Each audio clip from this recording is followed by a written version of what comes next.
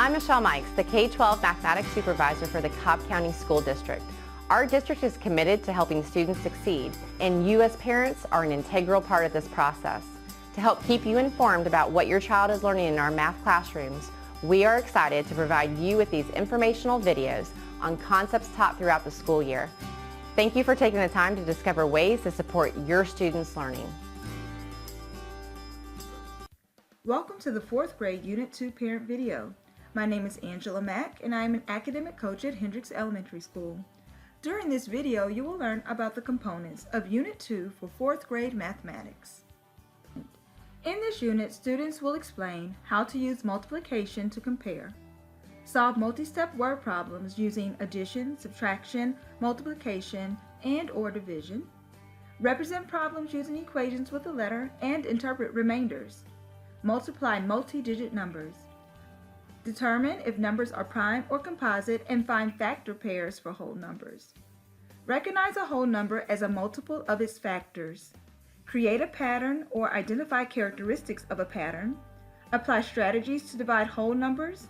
And use formulas to find the area of rectangles and add areas of rectilinear figures. We will begin by taking a look at using multiplication to compare. In grade 4, students will use their understanding of multiplication as repeated addition to solve comparison problems. Take a look at this equation. 12 equals 4 times 3. It represents 12 is 4 times as many as 3 when used with the problem shown. John has 3 stickers. Mark has 4 times as many stickers. How many stickers does Mark have? Students can use drawings or equations to solve this problem. John, represented by the letter J, has 3 stickers. Mark, indicated by the letter M, has 4 times as many as John. 4 times 3 is 12, so Mark has 12 stickers. Next, let's talk about solving multi-step word problems using any of the 4 operations: addition, subtraction, multiplication, and/or division. Students are encouraged to close read the story and to use pictures, numbers, and words to show their mathematical thinking. Let's try it out with this problem. A class is collecting bottled water for a service project. The goal is to collect 300 bottles of water. On the first day, Max brings in 3 packs of water with 6 bottles in each container. Sarah wheels in 6 packs with 6 bottles in each container. About how many bottles of water still need to be collected? After reading the problem, begin asking questions about the problem as you would a storybook, and marking the text to identify important information. For instance, who or what is this story about? What are they doing? What is the question?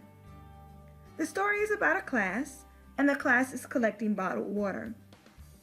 The question is about how many bottles of water still need to be collected. There is an important word in the question, about. About means to give an estimate by rounding. At this point, encourage students to restate the question in answer form to show an understanding of what they are seeking to solve. Then continue identifying key details by asking more questions and modeling with pictures, numbers, and words. For example, what information is given to help us solve the problem? Well, we know that the goal is to collect 300 bottles of water. We also know that on the first day, Max brings in 3 packs with 6 bottles in each. 3 times 6 is 18, so he brings in 18 bottles of water. Sarah wheels in 6 packs with 6 bottles in each. 6 times 6 is 36, so she brings in 36 bottles of water. 18 is closer to 20, and 36 is closer to 40. 20 plus 40 is 60. So in total, they have about 60 bottles of water. Subtract 60 from their goal of 300 to determine that they still need about 240 bottles of water. Let's focus on multiplying multi-digit numbers and explaining the calculation. Students usually begin to multiply multi-digit whole numbers by using base 10 blocks. In this case, the unit cube represents 1, the rod represents 10, and the flat represents 100. Let's try solving this problem, 23 times 34, by building an area model with base 10 blocks. To build a model, the students will start by outlining the number of rows and chairs in each row. The base 10 block outline shows 23 rows and 34 chairs in each row. Now, the students will use base 10 blocks to fill in the area that has been outlined. The students could use the unit cube to place one chair at a time, but that would take a very long time. Instead, students are asked to fill in the area efficiently by using the largest base 10 block possible to fill in the spaces. Once the area is filled in, the outline can be removed. In this area model, students now have 4 smaller arrays within the large array. Each area can be used to find a partial product that can be added together to find the total number of chairs in the area. The first array shows 30 sets of 20, or 600 chairs, because there are 6 flats shown, and each flat has a value of 100. The next array shows 4 sets of 20, or 8 tens, which equals 80. The following array shows 3 sets of 30, or 9 tens, which equals 90. And the last array shows 3 sets of 4, which equals 12. To find the total number of chairs, the students can add the 4 products together to get a final product of 782.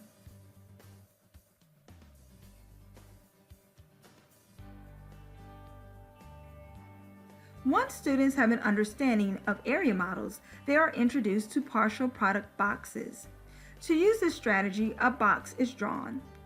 On adjacent sides of the box, each of the numbers that are being multiplied are written in expanded form to show the value of each digit. To separate the places, lines are drawn wherever a plus sign is written. Now the box has 4 spaces to represent the 4 arrays in the area model.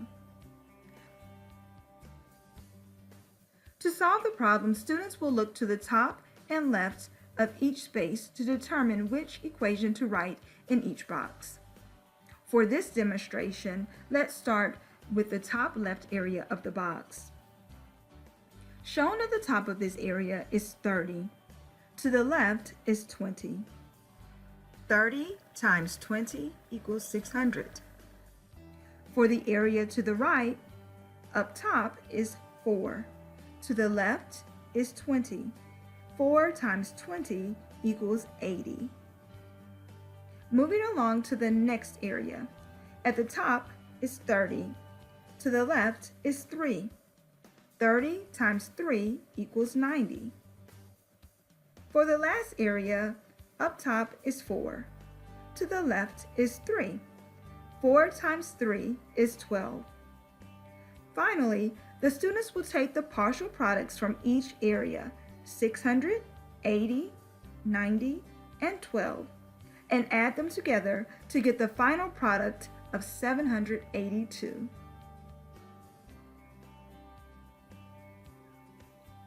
Next on the concept map is recognizing a whole number as a multiple of its factors. To find all the factors of a given number, students can use counters such as beans, gang pieces, or pennies to make arrays. A T-chart can be used to organize the list of factors as they are discovered. Here, students are asked to list the factors of 12. Therefore, students should list the whole numbers that can be multiplied together to get a product of 12. For this task, we will start with a pile of 12 counters. When making arrays, begin with 1 and ask 1 row of how many equals 12. 1 row of 12 equals 12, so 1 and 12 are factors of 12. Then move to the number 2 and ask the same question. 2 rows of how many equals 12. 2 rows of 6 equals 12, so 2 and 6 are factors of 12. Continue with 3. 3 rows of how many equals 12? 3 rows of 4 equals 12. Therefore, 3 and 4 are factors of 12. Students should know that 4 rows of 3 is also 12, so we can proceed with 5. It is impossible to create an array with 5 equal rows to make 12, so 5 is not a factor of 12. This process can continue with 7 rows, 8 rows, and so on in order to further prove that all of the factors of 12 have been identified as 1, 2, 3, 4, 6, and 12. Students often get confused with factors and multiples. One way to think of multiples is to think of skip counting. When identifying multiples, once again, students can use counters such as beans, game pieces, or pennies to build arrays.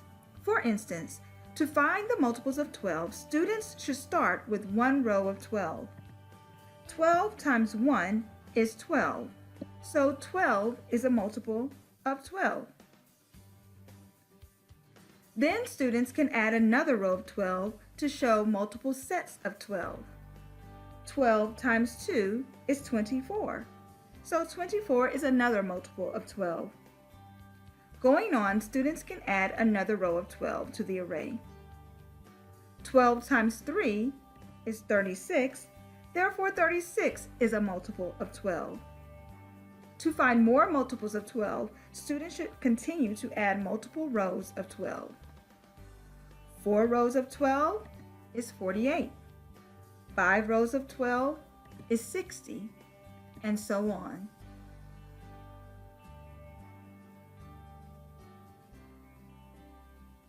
Once students understand the difference between factors and multiples, they should be able to explain that a whole number is a multiple of its factors. Let's use the factors of 12 for this example. If we skip count to list the multiples of each of these factors, 12 will be included in each list. As you can see, 12 is included in each list, so 12 is a multiple of all its factors. Continuing on with the concept map, students will also determine if numbers are prime or composite. Before explaining how to determine if a number is prime or composite, let's define both terms. A prime number is a number that can be divided evenly only by 1 or itself. A composite number is a number that can be divided evenly by numbers other than 1 or itself. Keep in mind the number 1 is neither prime nor composite. So how can a student determine if the number 8 is prime or composite? Building arrays and listing the factors of 8 will be useful in finding the answer to this question. One column of 8 is 8, so 1 and 8 are factors of 8. 2 rows of 4 is 8, so 2 and 4 are factors of 8. The number 8 has factors other than 1 and itself, so it is a composite number. What about the number 7? Is it prime or composite? As in the previous problem, building arrays and listing the factor pairs of 7 will be useful in finding the answer to this question. One column of 7 is 7, so 1 and 7 are factors of 7. It is not possible to make any more equal rows with 7, therefore the number 7 only has the factors 1 and 7, making it a prime number. The next concept on the map is applying strategies to find whole number quotients and remainders. Let's take a look at this problem. There are 592 students participating in field day. They are put into 4 groups for the day. How many students are in each group? To solve this problem, students should divide 592 by 4 to determine the number of students in each group. Just as with multiplication, students may begin learning to divide multi-digit whole numbers by a single-digit divisor using base 10 blocks. In this demonstration, we will begin with 5 hundreds, 9 tens, and 2 ones to represent 592 students, and 4 plates to represent the 4 groups. Then we will begin to place the base 10 blocks equally into each group, starting with the hundreds. A hundreds flat is placed into each group, leaving 100 that cannot be shared without regrouping. So that 100 is regrouped for 10 tens. Then the 10 tens are grouped with the 9 tens that were already present and shared equally between the 4 groups.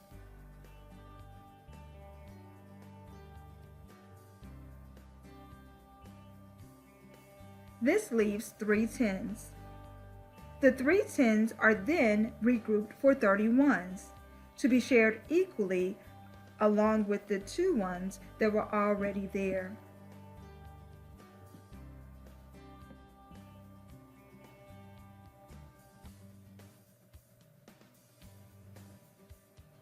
Once all of the base 10 blocks are shared equally, the base 10 blocks in each group are counted to check for accuracy. In this model, each plate holds 148 base 10 blocks, so 592 divided by 4 equals 148 students in each group. Using the same problem, let me share another division strategy called partial quotients. When using this strategy, students will apply their understanding of multiplying by ones, tens, hundreds, or thousands. For this problem, it may be helpful to start by thinking of or making a list such as 4 times 1 equals 4, 4 times 10 equals 40, 4 times 100 equals 400, and so on if needed. Then asking, which is closest to 592? In this case, 4 times 100 equals 400, so this is a good starting point. We can start by placing 100 students in each of the 4 groups. This means that a total of 400 students have been assigned to a group. This is indicated by writing 4 times 100 next to the division problem and subtracting out 400. 592 minus 400 students that have been placed into a group leaves 192 students waiting to be assigned. Now think about this. 4 times what multiple of 10 is closest to 192? 4 times 40 is 160, so we will place 40 students into each group. This is indicated by writing 4 times 40 next to the division problem and subtracting 160 from 192, leaving 32 students. Now, there are 32 students who need to be placed into a group. Again, ask, 4 times what is closest to 32? 4 times 8 is 32, so we will place 8 more students into each group. 32 students have been used this time, so we would indicate this by subtracting 32 from 32 and writing 4 times 8 next to the division problem. All of the students have been placed into a group because there are 0 students remaining. To get the final answer to this division problem, students must add the partial quotients. 100 plus 40 plus 8, which equals 148 students in each group. Additionally, students must interpret remainders when dividing. Take a look at this problem. The media specialist is packing 134 magazines into storage bags for the summer. If each bag holds 3 magazines, how many storage bags will the media specialist use? Using partial quotients, students will be able to determine that 44 bags will be used to hold sets of 3 magazines each, because 40 plus 4 is 44. However, there are 2 magazines left over, giving an answer to the division problem as 44 remainder 2. In order to pack all of the magazines, the media specialist will need 1 more bag to hold the last 2 magazines. Therefore, the media specialist will use 45 storage bags to pack all of the magazines. For the next concept, students will create a pattern and identify the characteristics of a pattern. For this standard, students will either use a given rule to find the numbers in a pattern or determine the rule of a pattern. Take a look at this problem. Start at 34 and create a pattern with the rule add 7. What is the 5th number in the pattern? In this problem, the rule is given to the students. They must apply it to determine the 5th number of the pattern. When starting at 34 and adding 7 each time, the 5th number will be 62. Sometimes students will be given the opposite. They will be given a pattern and they must determine the rule. Let's take a look at how students can use letters and equations to solve the problem shown. There are 4 beans in a jar. Each day, 3 beans are added. How many beans are in the jar of each of the first 5 days? To model the problem, students can use counters of different colors. For example, to start, there are 4 beans in the jar. On day 1, 3 beans are added for a total of 7 beans. Then, day 2 started with the 4 original beans and the 3 beans that were added on day 1. 3 more beans are added for day 2. Now we see 4 beans plus 2 sets of 3 beans for a total of 10 beans. If we continue with the pattern on the 3rd day, by starting with what was placed in the jar on day 2, we will add another set of 3 beans, which will show 4 beans plus 3 sets of 3 beans for a total of 13 beans. The 4th day, 4 beans plus 4 sets of 3 beans, which equals 16. And the 5th day, 4 beans plus 5 sets of 3 beans for a total of 19. By looking at the model, we see a repeated set of 3 beans each day, which indicates the need for multiplication. Each day, the product of the repeated set of 3 is added to the 4 original beans. Therefore, the equation that can be used to solve the problem is 4 plus 3 times D equals B, where D represents the day and B represents the number of beans on that day. Students can use a table to show how the equation can be used to determine the number of beans in the jar for each of the first 5 days. Finally, students will use formulas to add the areas of rectangles to determine the total area of rectilinear figures. Rectilinear figures are shapes that can be broken into multiple rectangles and put back together. For instance, to find the area of the garden that is shown, this figure must be split into 2 rectangles. For this model, we will shade this rectangle green and this rectangle blue. To find the area of the green rectangle, students must multiply the length and the width. 8 meters times 4 meters is 32 meters squared. To find the area of the blue rectangle, students must once again multiply the length and the width. However, the blue rectangle is a little tricky because only one side length is given. Students will need to use the information given about the other side lengths of the rectilinear figure to find the measure of the one missing side of the blue rectangle. Since the measure along the top of the rectilinear figure is 9 meters, the total measure of the bottom of the green rectangle and the bottom of the blue rectangle should equal 9. Therefore, the missing side of the blue rectangle is 5 meters, because 5 meters plus 4 meters equals 9 meters. With that, the area of the blue rectangle can be found by multiplying 3 meters and 5 meters, which is 15 meters squared.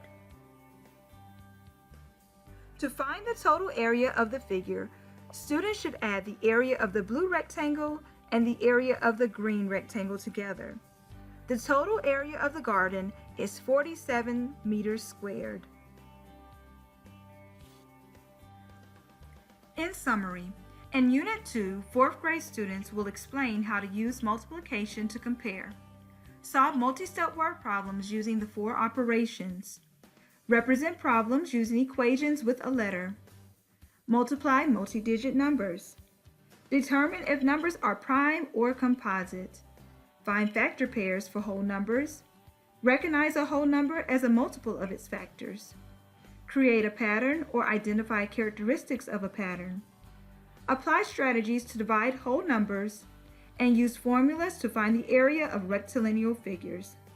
Thank you for watching. Thank you for your time. We know that when families and schools work together, student success increases. Please visit the Cobb County Math Department website for additional information and resources to support your student at home.